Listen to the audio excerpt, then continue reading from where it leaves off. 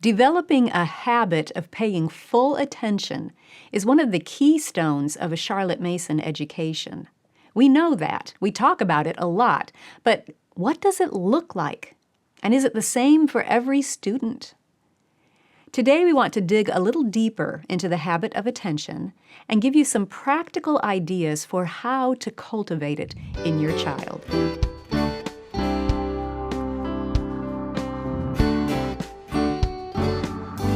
Welcome to the Simply Charlotte Mason podcast. I'm Sonia Schaefer. We talked last time about being intentional to work on habits in your home and in your home school. We gave several practical tips about how to make that happen, and we explained that the habits that Charlotte Mason encouraged us to cultivate in our children are really broad categories. The habit of courtesy, the habit of thankfulness, the habit of taking initiative. All of those habits can be applied in many different ways.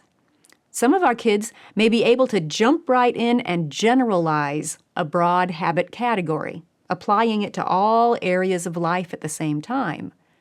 But other children need more guidance. They need to specialize, to focus on one specific application at a time. If you missed that episode, I encourage you to listen to it in order to get the big picture.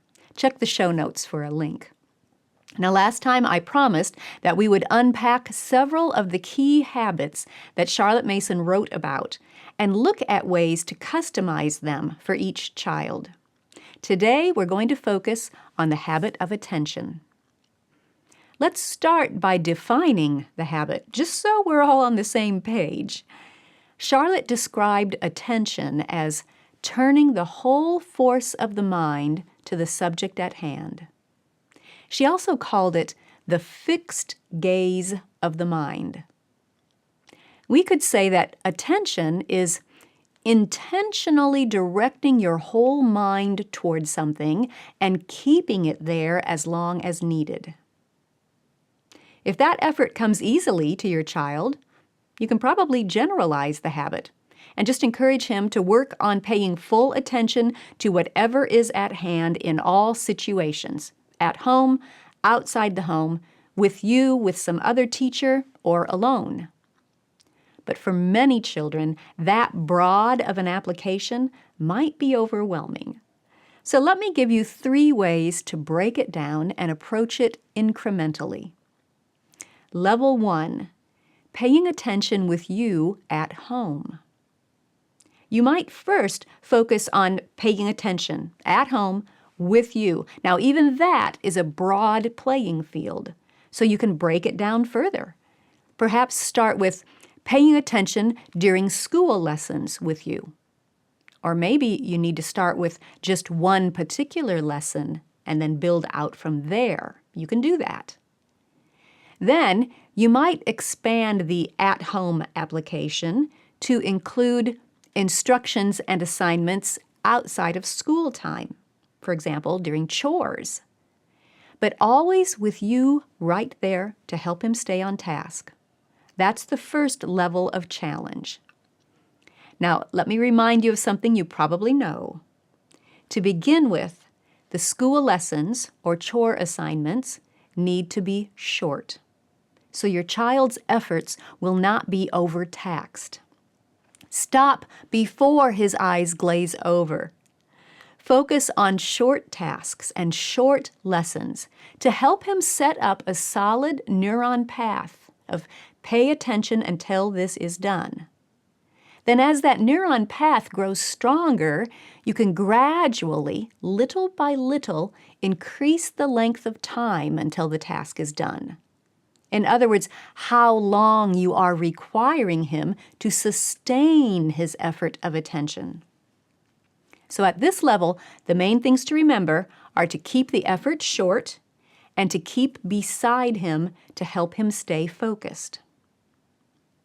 Then level 2, paying attention with others away from home. Once your child's doing pretty well paying attention at home with your presence, he might be ready for more challenge. At that point, you can expand the application to include situations with other people outside of your home. For example, paying attention to the coach or to the music teacher or to the teacher at church. Now you are asking your child to use the same skill he has developed with you and practice it with another adult in his life. That adult might have longer lessons and a different way of teaching. And you might not be there to help keep your child on task, so this can be a bigger challenge for him. Sometimes it's easy to forget how much we are really asking of a child when we generalize a habit. It's easy to think we're only asking him to do one thing, pay attention, that's all. But really, we are asking him to do several things. 1, turn the full gaze of your mind to whatever subject someone wants you to focus on at the time. 2, push aside all of the other ideas and thoughts that you were contemplating and keep pushing them aside even as they rise up and try to get back to the front of your mind.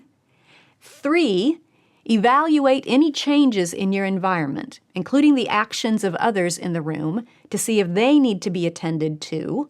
And if not, ignore them, even if they look interesting. And number 4, continue doing all of this indefinitely, because you never know when the lesson or instruction is going to be finished. That's a lot to ask of a young child, or of any person who struggles with this skill. So breaking it down into smaller challenges can help your child not feel overwhelmed and gain some confidence and momentum in this habit. Level 3, paying attention when unsupervised.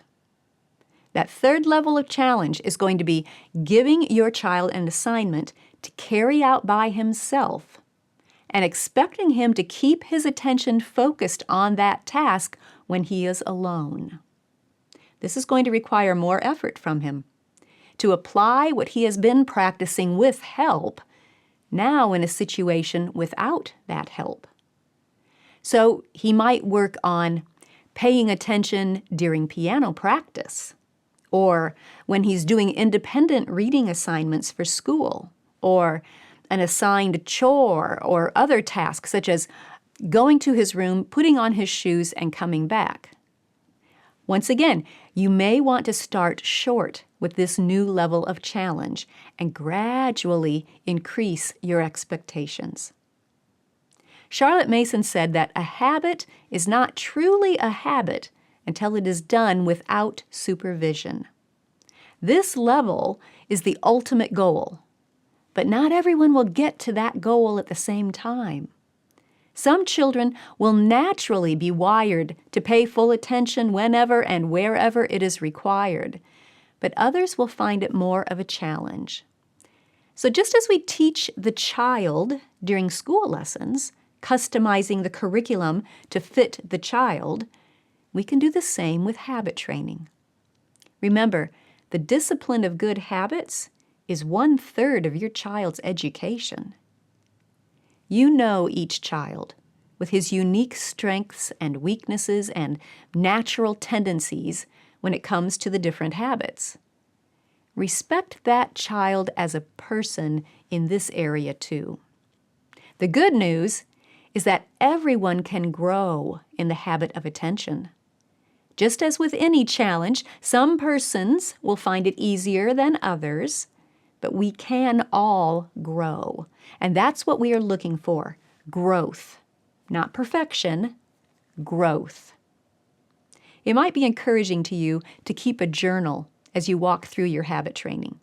Write down which habit category you're working on, for example, the habit of attention, and jot down the date you started working on it. Then list each child's name and the specific application of that habit for him. What do you want that habit to look like for him, taking into consideration the child's age and developmental level and natural tendencies? In other words, how is each child going to apply this habit during these 6 weeks? At the end of those weeks, record what growth you saw and celebrate it. Then keep holding him responsible for that application of the habit, even as you choose a new habit for the next 6 weeks. One at a time, always keeping an eye on the habits already formed. Laying down the rails for children has space for you to gather your thoughts and record your expectations for each habit right in the book. I'll leave a link in the show notes. It can be very encouraging to look back over your notes and remind yourself that your child is growing. You are making progress in habit training. Sometimes we forget. Writing it down and reviewing that record can bolster our spirits and motivate us to keep going. Next time, we'll share some ideas for ways to work on the habit of obedience. Thanks for joining me. I'll see you then.